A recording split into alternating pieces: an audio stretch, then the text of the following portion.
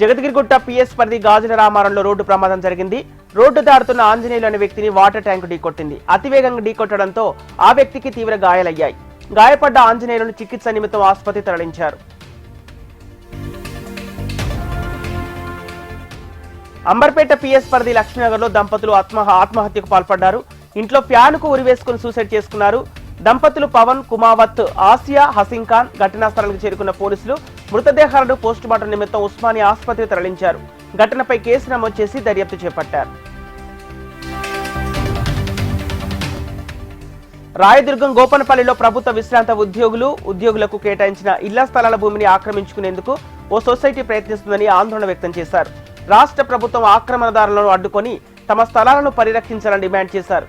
తెలంగాణ ప్రభుత్వం పెన్షనర్ల సంఘం రాష్ట్ర అధ్యక్షుడు కనకం కుమ్రవెల్లి 22 ఎకరాల స్థలాన్ని ఎట్టి పరిస్థితులను వదులుకోమని న్యాయ పోరాటం చేస్తామని పేర్కొన్నారు.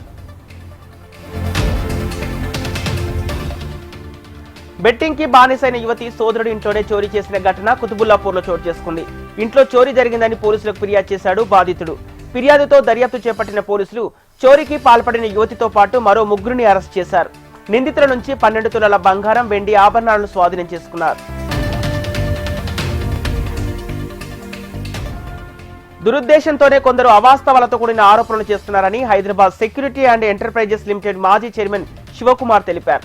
ఒప్పందం ప్రకారమే తమ సంస్థలో నిర్మాణ సంస్థ నిర్మాణాలు చేపట్టిందని, అందరికీ న్యాయబద్ధంగా షేర్స్ ఇచ్చామని చెప్పారు. తమ సంస్థపై బురద జల్లేందుకే ఈ తరహా ఆరోపణలు చేస్తున్నారని చెప్పారు. ఉమ్మడి ఏపీ మాజీ సీఎం రోషయ్య పేరును దుర్వినియోగం చేస్తూ తమ భూమిలో అక్రమంగా చొరబడి నిర్మాణం చేపడుతున్న రేణిగుంట్ల శ్రీదేవిపైన చర్యలు చేపట్టాలని బాధితులు అసద్ పటేల్ డిమాండ్ చేశారు.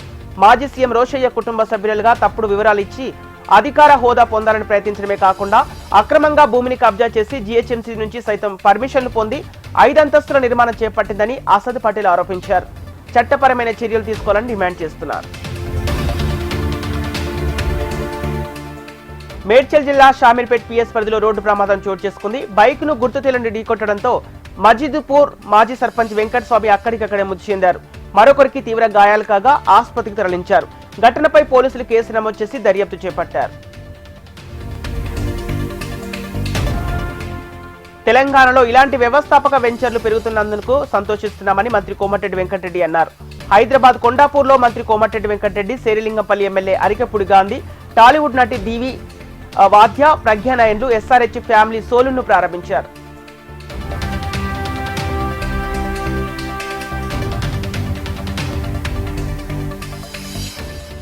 కుకట్పల్లి కేపీహెచ్బీలో అర్ధరాత్రి యువకులు ఘర్షణకు కలకలం సృష్టించింది.